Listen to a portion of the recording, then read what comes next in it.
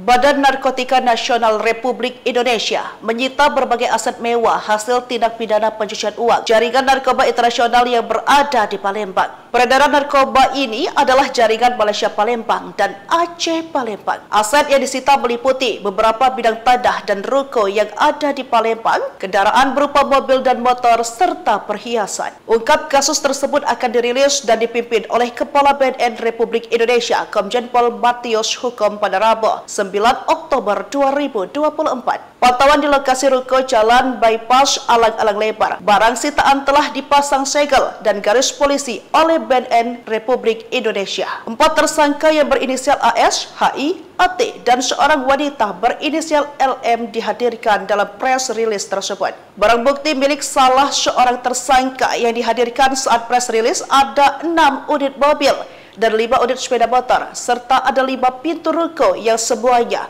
sudah disegel oleh BNN. Kepala BNN Republik Indonesia, Komjen Pol Matius Hukum, akan terus menelusuri aset lainnya, bekerja sama dengan BPN dan penegak hukum lainnya.